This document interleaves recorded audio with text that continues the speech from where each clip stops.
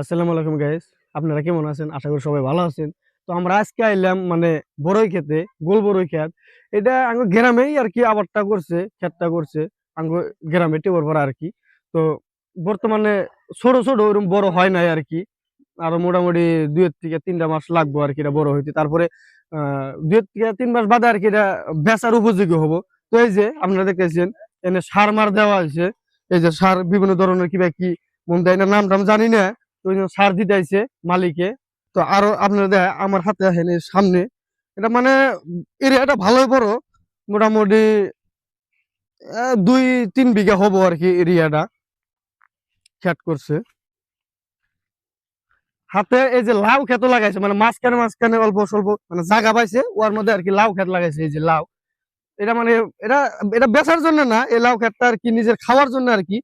এই যে আরো এনে একটা চাং দেখছে, দেখা গেছে এনে মানে আর কি, এনে আর কি থাকে মালিকটা, মানে রাত করে পহরা দেওয়া লাগে, তো ওই জন্য এনে আর কি চাংটা দিছে আর কি। তো চাংটা যদি দেখাই দাও, এনে মালিকে থাকে পহরা দেয় রাত করে, কারণ চুরি টুরি তো করে না, ওই জন্য আর কি পহরা দেওয়া লাগে।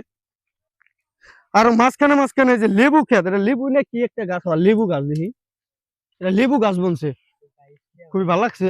আর এনে বর্তমানে পানি দিয়েছে, আমরা আইলাম পানি দিয়েছি, তো মালিকটা বর্তমানে ওইরকম ফিরি না, খুব ব্যস্তর মধ্যে আছে, তো তাই আর কি আঙ্গুর ওরকম সময় দিবার পাইতেছে না। ইনশাল্লাহ পরবর্তী একটা ভিডিওতে মালিকটারও দেখামু নিয়ে আমু ভিডিওতে। ভালোই বড়ই ধরছে মোটামুটি, খুবই সুন্দর একটা আবাদ হয়েছে। আর মাঝখানে মাঝখানে খাওয়ার জন্য মূলা মূলা বনছে। এই যে এটা মানে বাড়ির খাওয়ার জন্য আর কি মূলাটা বনছে।